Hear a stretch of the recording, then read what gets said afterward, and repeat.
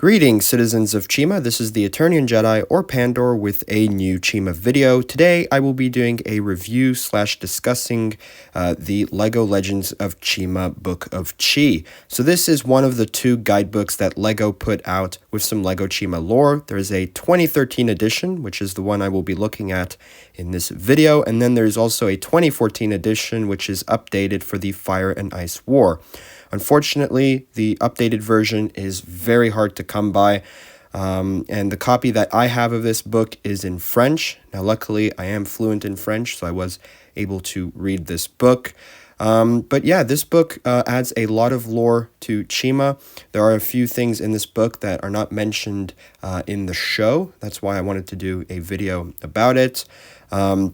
I think the main thing that I love about this book is the artwork. It's absolutely breathtaking.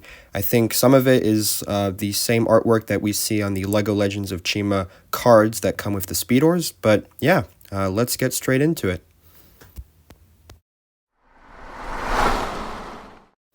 Right, so I made a few notes on my end just to go over the key things that I think are important. I'm not going to read everything that's in this book because there are a lot of things that are just taken from the show. Most of what's in this book you guys probably already know, but again, there are some things that I do want to discuss. Now, first of all, let me just take a second to appreciate the incredible artwork in this book. I absolutely love the Mount Kavora artwork. It's just beautiful. This is the same artwork we see on the LEGO Legends of Chima soundtrack by Anthony Loletto. It's just beautiful. I don't know how accurate it is because of the topography, based on how we see Mount Kavora in the show, but still, it is beautiful. So I do want to just quickly go over the opening of this book, because the opening of the book kind of introduces you to Chima, of course, telling you how things work, specifically with Chi and Mount Kavora. So an interesting thing this book mentions is that the first to drink from the sacred pool of Chi was a lion, which is pretty interesting. This isn't something that's mentioned in the show, but I guess it's kind of implied because of the fact that the lions have always kind of had a monopoly over the Chi, and they're the ones that built their civilization and their temple around the sacred pool of Chi.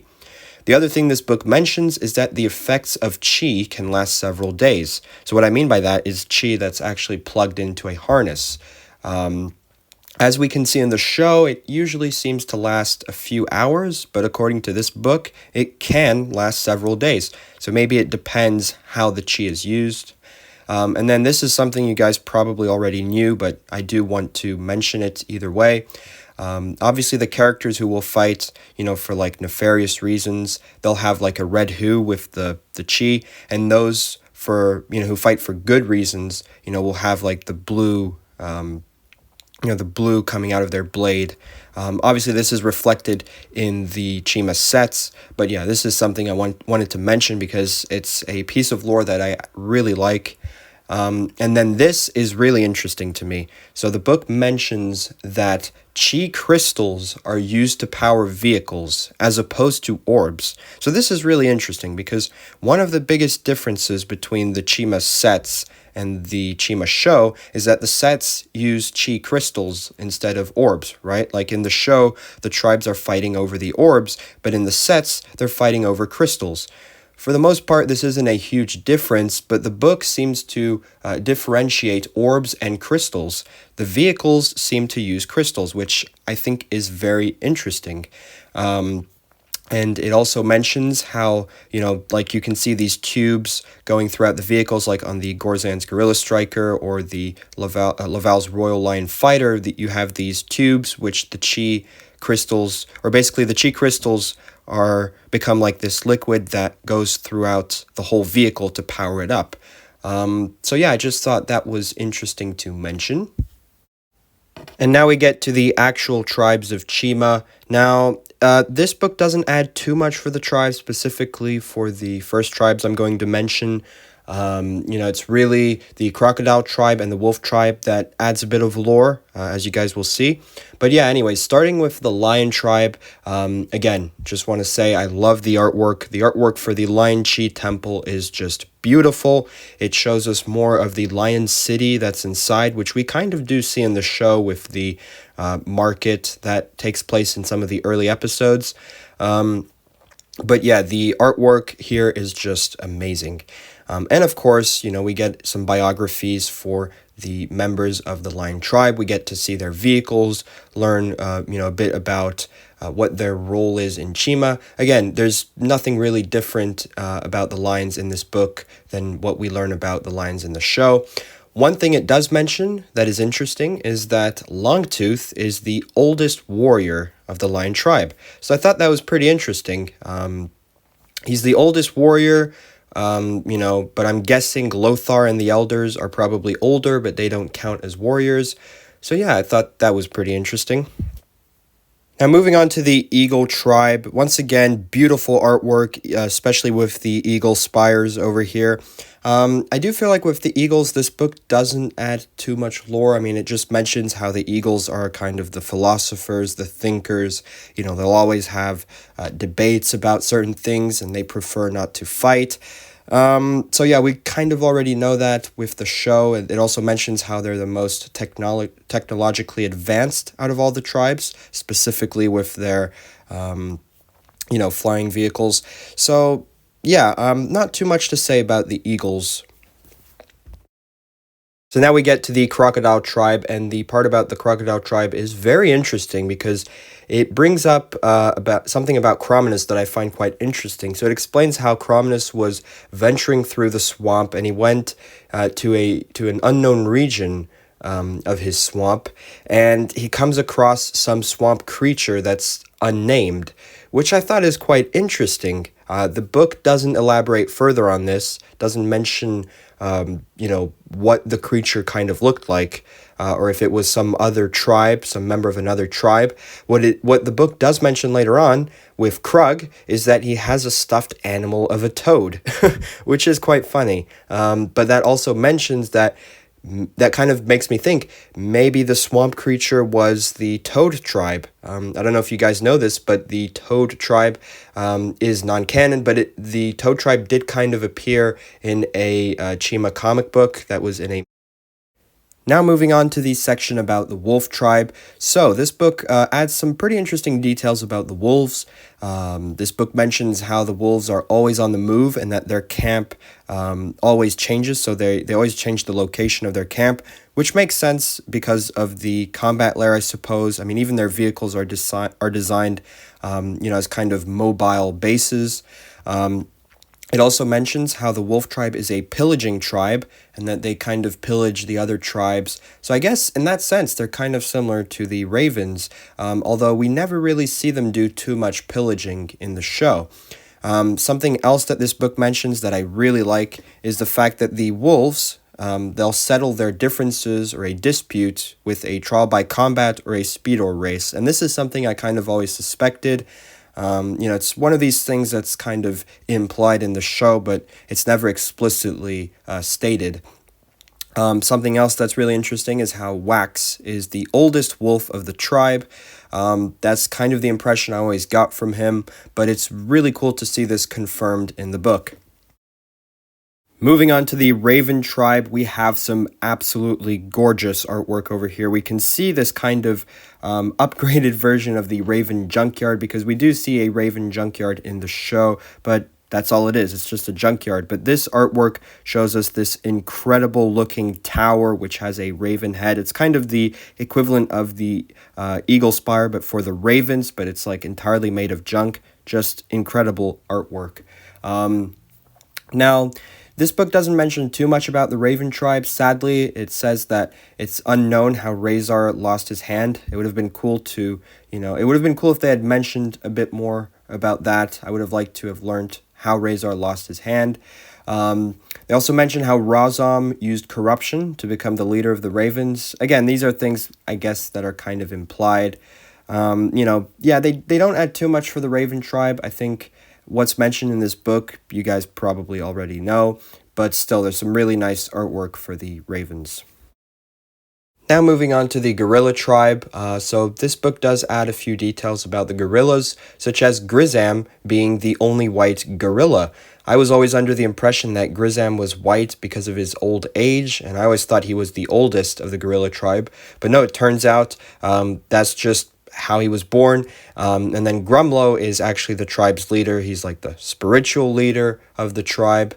The other very interesting detail that we learn about the gorillas in this book is that their weapons were initially designed to cultivate flowers and plants.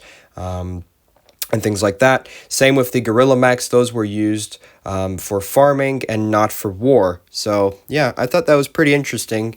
Just adds to the notion that we already have about the gorillas, that they are quite a peaceful tribe.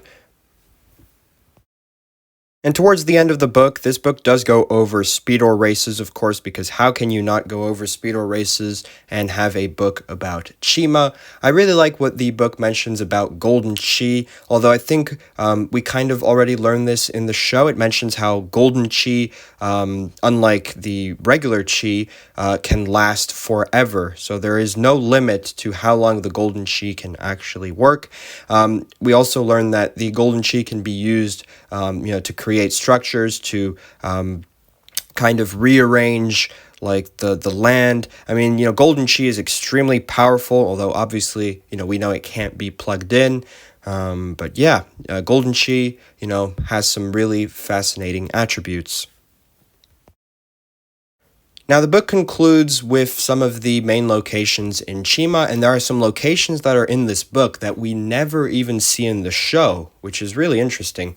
So, starting off with the Outlands, probably the most well-known geographical location in Chima, besides, I guess, Mount Kavora and the Chi Temple. The Outlands are pretty interesting, of course. This book mentions that the predator plants that are in the Outlands were actually mutated by the Chi, which is something maybe you guys probably already knew. But what this book adds to that is that the amount of Chi that these plants received was not sufficient for them to become conscious.